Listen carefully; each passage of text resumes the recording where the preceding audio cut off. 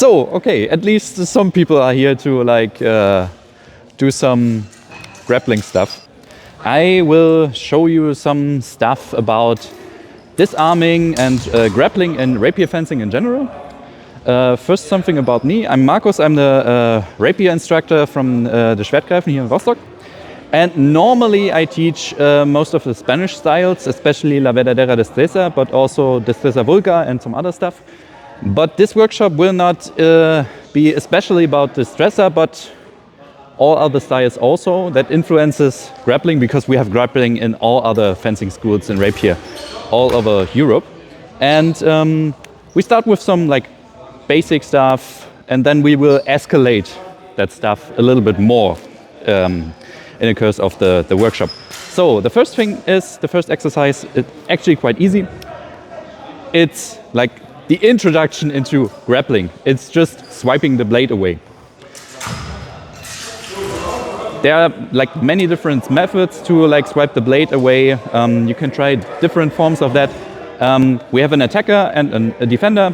The task of the defender is just maybe stay in a bind or wait for an attack, like a thrust, and then, of course, yeah, and then swipe the blade away and try to get a thrust, or stay on the other side in the bind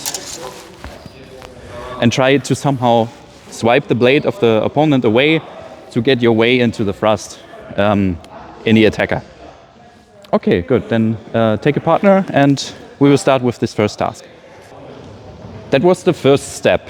It's like basically just like pushing away the blade, not that much grappling actually. So now we escalated a little bit more.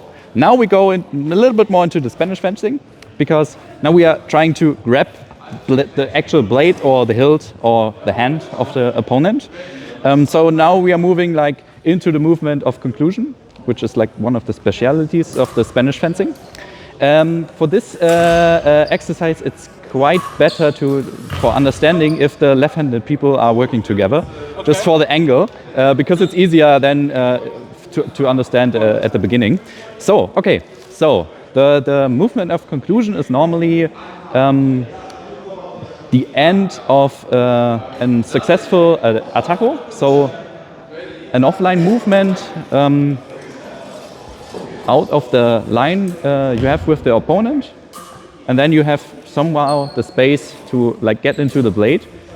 For example, like get the blade out of your way, do another round step, grab the hilt, and then you have like free space to do whatever you want. That's the first thing. Yeah. So we start in line. So I do the offline movement.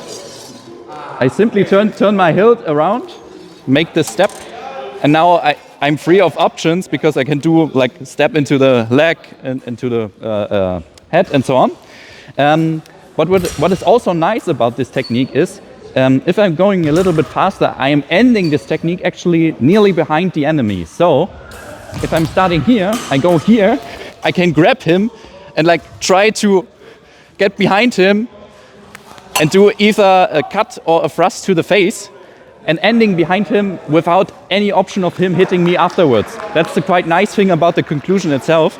You can also do like more on the inside, for example, that if you step here, you can try to grab it here and then go, for example, with the pommel. It's also quite nice. It's not like the Spanish way, the real Spanish way, but it's nice, actually. So your task will be to try to get first an offline movement, so displace the blade of the enemy, either in one side or the other side, and try to get into reach, to get into the blade. And then you have every option you can use afterwards.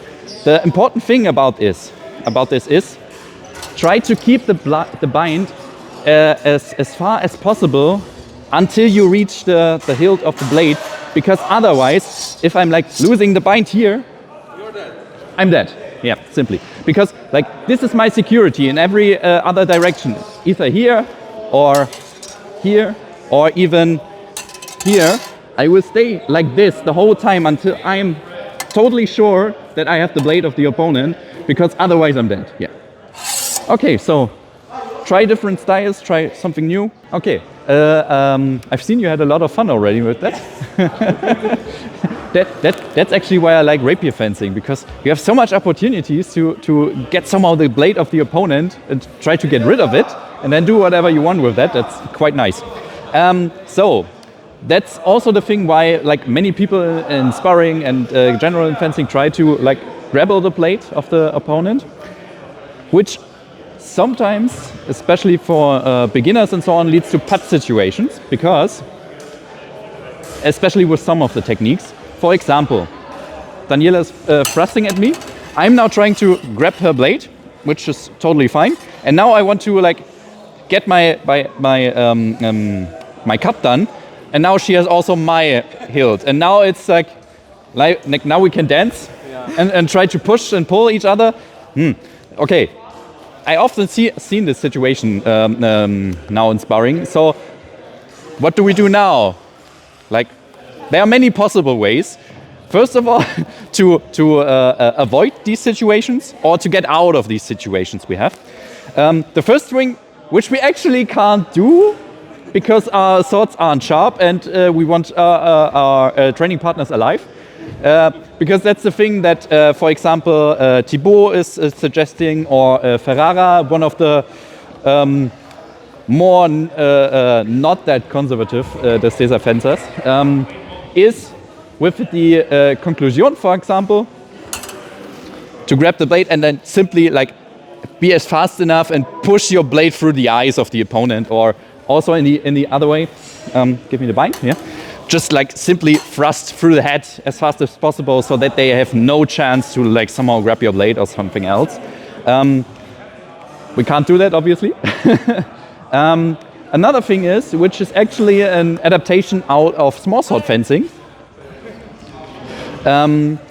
which is also quite fancy, a little bit difficult with the rapier, but still possible because the blade is simply longer and it's a little bit heavier, is when I try to get in, grab the blade, and now instead of the cut, I'm like turning a little bit around, maybe doing my left foot, my right foot a little bit more back, and simply get my blade behind my back, because now they can't reach it and I can step them however I want. And it's like simply, if I'm in that situation and I see that the opponent is trying to grab my blade, then I was like simply just drop it behind my back. And that's it. It's like a snapping of the wrist that you're doing, and then you end like here. And if you are in like this forward position already here, then you can either put your left foot in front, which for rapier I don't recommend, because then the distance is too low actually to like do something in here. So actually try to get your right foot back again and turn your shoulder a little bit away, so that you can have the free space to actually turn the rapier behind your back, and then like step in or do whatever you want, because they can't reach the rapier behind your back. It's not that easy to do that actually, because most of the time, especially with the rapier, you are doing like stupid stuff in here and it doesn't work that much, or then the blade of the rapier of the opponent is in the way. It's not that easy. I would recommend it in most of the times, but as the last solution before they grab my blade, I will put it behind my back. Instead of like doing all this way around your back and so on, you can simply give the thrust. When he tries to grab your blade, just simply push the blade down a little bit to simply hit the hand. Just instead of like going all that stuff directly to the head, because it's just his hand. Just try to push the blade down, hit the hand maybe, and then also like thrust again, and then that's it. And again and again. That's as a short addition to that. So now we come to the like a little bit more crazy stuff. We firstly try to avoid these situations within trying to put the rapier behind the back or hit the hand and so on. But what if he grappled my sword and so on? So there are many different ways to also like get out of the situations where many different fencing masters told different things. We start with one of the crazy stuff because I actually like it. It's from Danzi, which was like a crazy guy actually. And he described this situation. It's like when you grab the rapier of the opponent and he grabs yours. Grab it right? Yeah. Simply, yeah, leave it as it is and tackle them down. and he's gone.